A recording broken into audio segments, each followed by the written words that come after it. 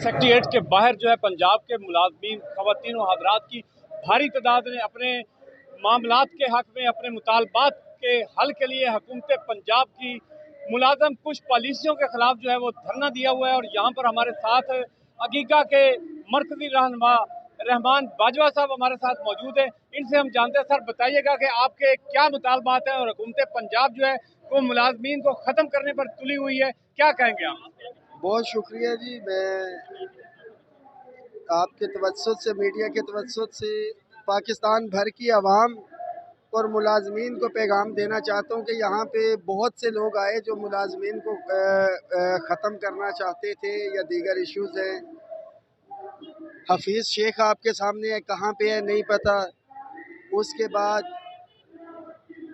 इसहाक डार साहब, वफाक की बात कर रहा हूँ, कहाँ गए कहाँ नहीं पता चला। बुजदार साहब थे, उसके बाद दीगर ये अभी मौजूद हैं। इससे पहले भी एक डिसीजन इन्होंने इनिशियल बेसिक पे का किया था, हमने अपने मुलाजमीन की स्ट्रेंथ के साथ उसको रिवर्ट करवाया था।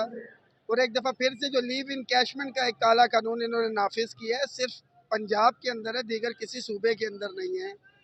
और मैं इस्लामाबाद से इसलिए यहाँ पे मौजूद हूँ कि मुझे मालूम है बहैसियत chief coordinator all government employees grand alliance कि ये यहाँ पे नाफिज अमल हो जाता है। अगर यहाँ पे हमने रेजिस्टेंस ना दिखाई तो जिस तरह दरिया का बंद जिसमें छोटा सा शगाफ होता है वो देहात के देहात, शहरों के शहर बहा के ले जाता है, ये लीव इन कैशमेंट जो है वफाक और तमाम सूबों के मुलाजमीन को लेके डूबेगा। और पैरेलल वफाक के अंदर एक समरी इन्होंने पेंशन इस्लाहात के हवाले से जो है वो मूव की थी, हमने फिल वक्त उसे रुकाया हुआ है। पंजाब के मुलाजमीन के लिए ये मैसेज है और हमने उसको भी उठाया हुआ है कि अगर वहाँ पे उस समरी को अप्रूव किया गया तो हम भरपूर मज़ाहमत करेंगे उस हवाले से। इसके साथ साथ स्कूलों की प्राइवेटाइजेशन, NGOs के हवाले करने के जो है इनके प्लान आउट है।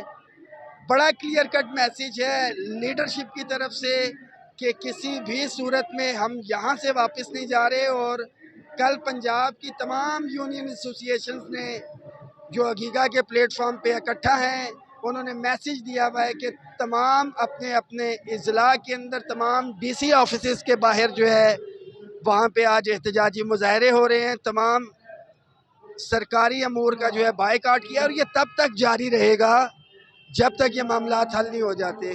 पैरेलल इसके कहूँगा धरने के हवाले से तो हमारी पोजीशन इस वक्त सरकारी मुलाजमीन की वही है कि कुर्बानी के लिए कसाई जब जानवर को लेके जाता है वो चीखता है, चिल्लाता है, मगर उसने छुरी फेरनी ही होती है और वह ज़िबा हो जाता है। यही सूरत हाल इसकी है कि कसाई जो फैसला साज है उनको किसी किस्म की परवाह नहीं है।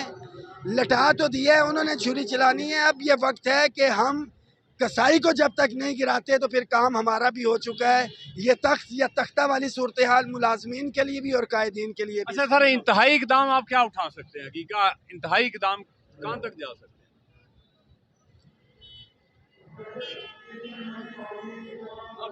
इसका मतलब क्या? जो सबसे बड़े बड़े लीडर्स हैं मेरे समेत, अगर कोई अच्छा फैसला नहीं ले सकते तो अपने ऊपर मिट्टी का तेल छिड़क के आग लगाएंगे यहाँ पे।